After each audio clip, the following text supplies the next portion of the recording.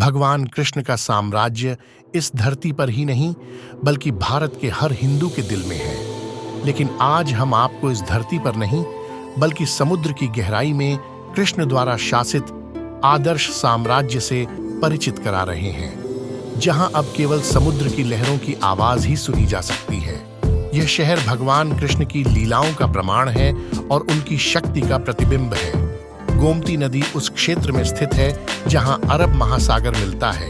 आस्था और इतिहास से भरा यह शहर गुजरात के सौराष्ट्र में 6,500 वर्ग किलोमीटर पश्चिम में भक्तों के लिए सबसे पवित्र स्थान है। जैसे ही हम कदम रखते हैं, हमें ऐसा लगता है जैसे हम आकाश से एक धार्मिक संदेश सुन रहे हैं, जैसे कि हमें मोक्ष का मार्ग महसूस होता है। द्वारका साम्राज्य के कुछ हिस्से यहाँ समुद्र की गहराई में हैं।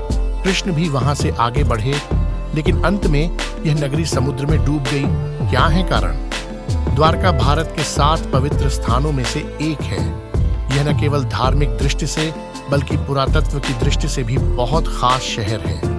गुजरात राज्य में सौराष्ट्र प्रयागद्वीप से पश्चिम की ओर जाने पर महाविष्णु अष्टम द्वारका एक ऐतिहासिक पौराणिक नगरी के रूप में वर्णित है। यहाँ अवतरित हुए थे भगवान कृष्ण का जन्म मथुरा के कारागार में हुआ था, लेकिन उनके पिता वासुदेव उन्हें भगवान कृष्ण को पाने के लिए गोकुल ले आए। यहाँ भगवान कृष्ण बड़े हुए और उन्होंने गोपियों और राधा के साथ मित्रता किया। उन्होंने अपने क्रूर मामा कंस मथुरा के राजा को मार डाला। तब कंस के पुत्र जरासंध ने मथुरा पर हमला किया। कई बार भगवान कृष्ण ने अपने लोगों को जरासंध से बचाने के लिए पश्चिमी शहर में प्रवेश किया। पौराणिक कथाओं के अनुसार भगवान कृष्ण ने एक द्वीप राष्ट्र बनाने का निर्णय लिया। ऐसा कहा जाता है कि उन्होंने समुद्र की देव से इसे बनाने के लिए भूमि ली और देवताओं के मूर्तिकार विश्वकर्मा के साथ उन्होंने रात में द्वारका का निर्माण किया, जिसमें व्यापक द्वार और समृद्ध सुरक्षा व्यवस्था थी। किसी को भी शहर में प्रवेश करने से रोकने के लिए शहर के अंदर भी सुरक्षा व्यवस्था की गई है। प्रवेश केवल समुद्र के रास्ते हैं।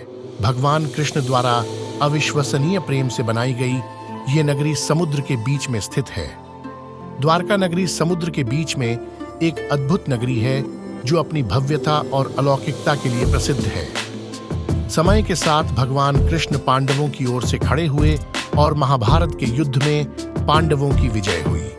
गांधारी, जिनके पुत्र इस युद्ध में मारे गए थे, दुखी होकर भगवान कृष्ण के पास आईं और उन्हें शाप दिया। गांधारी ने शाप दिया कि जैसे उनके कुरुवंश का नाश हुआ है, वैसे ही भगवान कृष्ण का यदुवंश भी नष्ट हो जाएगा। उस शाप का परिणाम यह हुआ कि द्वारका के तट पर बाढ़ आ गई और धीरे धीरे ये भव्य नगरी समुद्र में डूब गई। ये है भगवान श्री कृष्ण और द्वारका नगरी की कहानी। आपको ये कहानी अच्छा लगा है तो कृपया सब्सक्राइब, लाइक, कमेंट और शेयर करें।